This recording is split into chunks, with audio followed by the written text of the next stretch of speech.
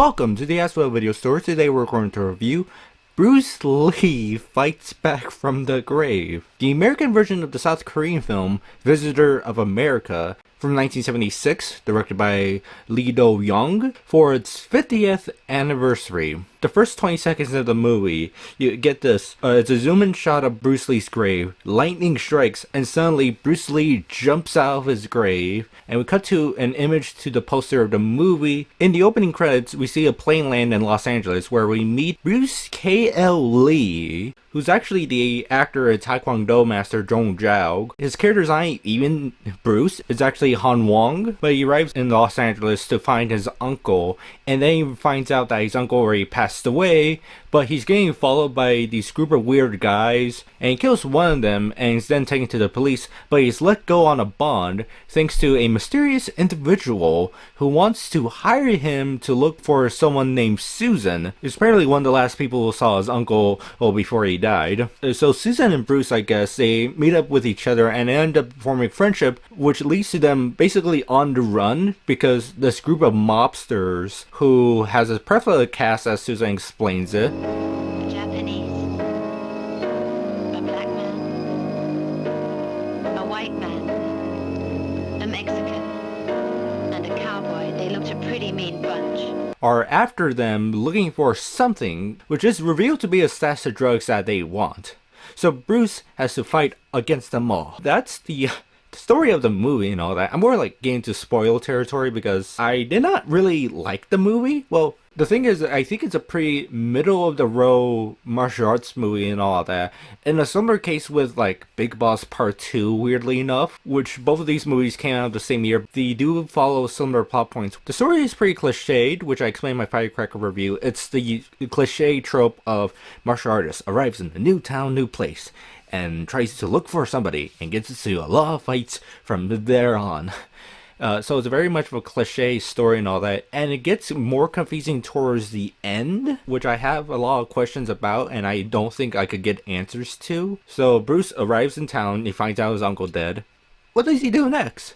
He apparently stays in Los Angeles and all that, which makes me confused, like why he's still here and all that, and of course that leads to the plot where he meets with a mysterious individual, which at the end of the movie, the individual reveals to himself to be a narcotics agent in disguise who is trying to go after the stash of drugs against the gang and all that. And it's just confusing. It's like, why reveal it now? Why not just like give a hint about it or help out in between the movie? Why you're making this difficult? Because Susan ends up getting killed off at the movie. It's like, this didn't go to plan, but at least Bruce killed the guy we were after and all that. The funny thing about this is that this is basically a faux Bruceploitation film. What happened was, there's a movie, Visitor of America, comes out in 1976. Terry Levine of Curious Releasing, he buys the rights to it and makes it into a Bruceploitation film by filming that famous opening, renames the actor to Bruce K.L. Lee, which he describes as a faux Bruce Lee, and that it could have been, a Bruce Lee, Bruce Lee, Bruce Lee. It just had to be someone named Bruce, and the last name that sounded like Lee. But it really sets out like false expectations where like, oh, this is going to be awesome because Bruce Lee fights back from the grave. Sure, he gets out of the grave, but there's no explanation how he gets out of the grave to airport. But in the poster, of course, advertises him fighting against a demon. That doesn't happen. The trailer also makes a bunch of like nonsense that doesn't happen in the movie or you don't see in the movie. Through his immortal inner forces, Bruce Lee made a spiritual agreement with the invincible and unbeatable Black Angel of Death to free him from the torment and prison of his grave. I don't know, maybe if it was similar of a situation to, like, let's say Enter the Panther, where it was a movie that Ho Chang-dao, also known as Bruce Lee, that he made before he did Super Dragon, his first Bruceploitation film. They didn't did this insane awesome thing, which is like Bruce Lee fights back from the grave. Oh, this is gonna be so cool because you're expecting supernatural stuff. But no, it's just false advertising. If the movie was something like, I don't know, Bruce against the American Warriors or Bruce against the Mob, I don't know, if it was something like Bruce versus the Mob, I think I wouldn't be less mad about it. But I do see that besides all the Bruceploitation stuff out of it, it's very much inspired by Fist of Fury and The Way of the Dragon, particularly a twist with Way of the Dragon and all that, and also Fist of Fury, where we have Bruce K.L. Lee. He stays around Los Angeles to figure out why his uncle is dead and what happened. Similar in Fist of Fury, where Bruce Lee, he wants to figure out who killed his master. Besides the story elements, I did like some of the fight scenes and all that. Fun fact, in one of the fight scenes, Bruce fights against a Japanese fighter, that fighter actually being a young Sho Kosugi, about 7 or 8 years before he really hit it big with Canon Films' Ninja trilogy, especially with Revenge of the Ninja, where he plays the main character. The fight choreography is pretty well done and pretty well filmed, but most of the cinematography isn't too worthwhile to talk about. Maybe besides a few shots here and there where it kind of shines, especially the final shot of the movie. It is shot in Los Angeles, and of course it seems like they shot it without permits, and you get these interesting views of 1970s Los Angeles. But there's probably people in the extras in that movie that didn't know they were being filmed in the movie. I remember there's this one shot of these 2 old ladies just walking by, and it's really funny to look at. The one that really piqued my ears is the dubbing and music track. Although it's a South Korean film, it sounded like they dubbed the movie in Hong Kong, because the dubbing actors, they have the similar voices to some of the Hong Kong English dubs I see, especially one movie, The Dragon Lives Again, because there are music cues from The Dragon Lives Again that appear in Bruce Lee Fights Back from the Grave. And I suspect before Terry Levine bought the movie that the Korean production company, they paid the Hong Kong dubbers to dub the movie and all that. He hurt himself. The father chose to sue to take him to court, and he got a huge amount in damages. The girls are bound to want him. He's got to have his fun. Hey, Brucey. I took you in as well. It was a trick. I put a substitute in my place. You talking to me? You want to learn something? You sure you want to? Don't you think you've had enough? I think it's time you quit.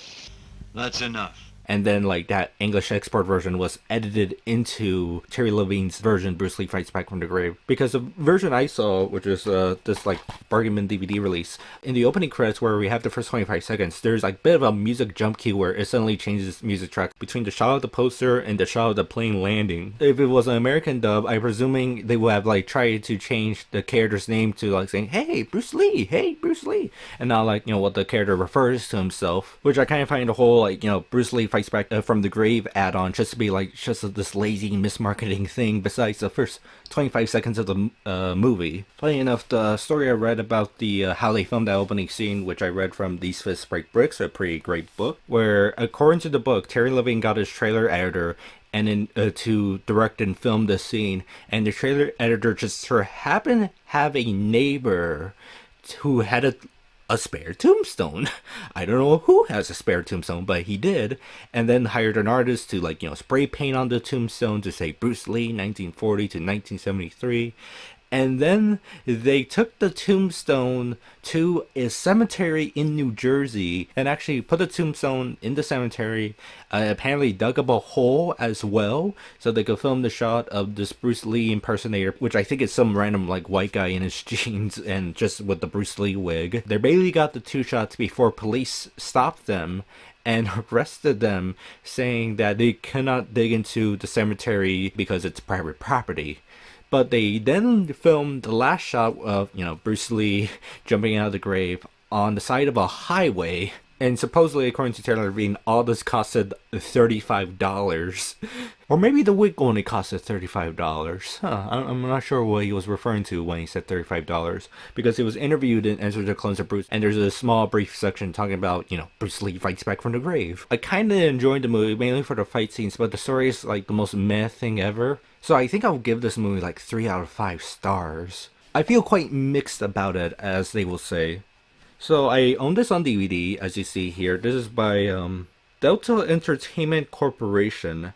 Never heard of them. And this is a all-region DVD, so this is pretty awesome. And proudly made in the USA.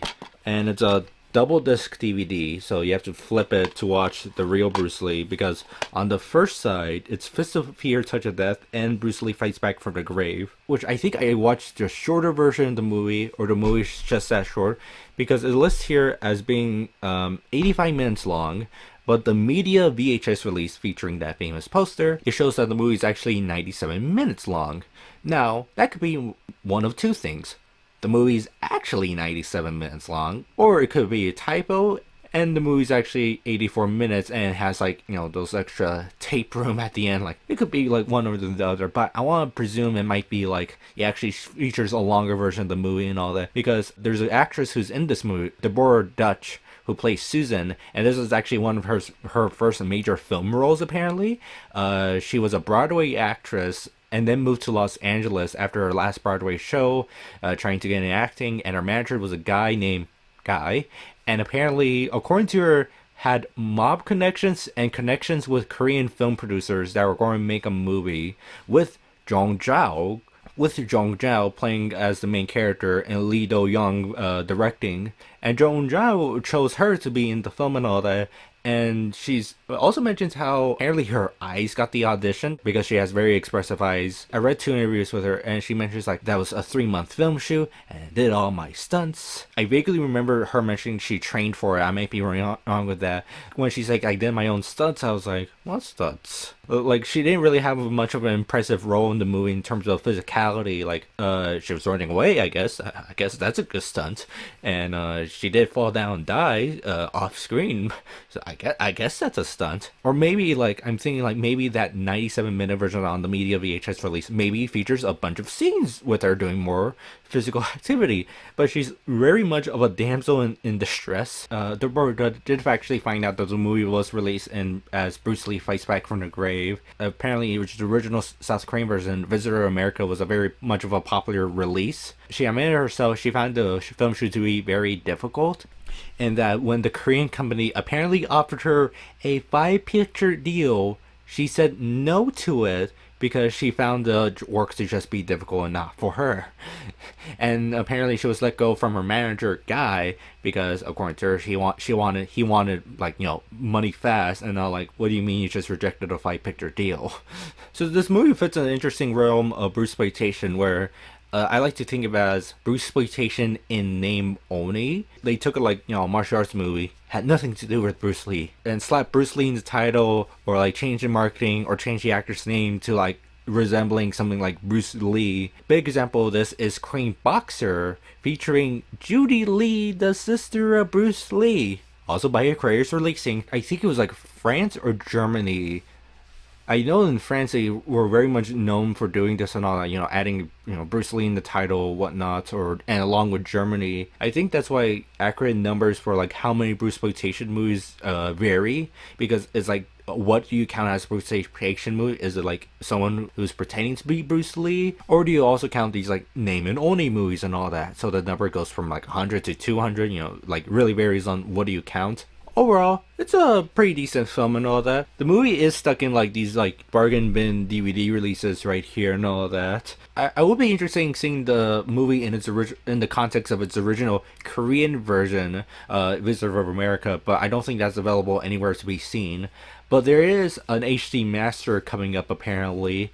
In Enter the Clones of Bruce, we actually see footage of an HD film scan of the movie in widescreen as well. Although I'm not too sure about the colors and all that, where it seems a little bit more muted, or I want to presume it might be from a faded film print that they had to color correct, and like there wasn't too many colors you could like extract from it. I wonder if Severance Films are planning to like release it themselves, and if it's going to be included in their next like Bruceploitation box set. And I wonder if they're going to try to include Visitor of America, because it would be interesting just to see like the original version without the whole Bruce Lee aspect of the movie. But of course, like when they were doing their first box set, they were dealing with like licensing issues, so they couldn't include like different audio tracks, whatnot. Like, Dragon the Hero has a Mandarin version that they include in it. So I just hope for the best when this movie eventually gets a Blu-ray release and all that. That's all the review. Have a nice day, and later on come back to our video store.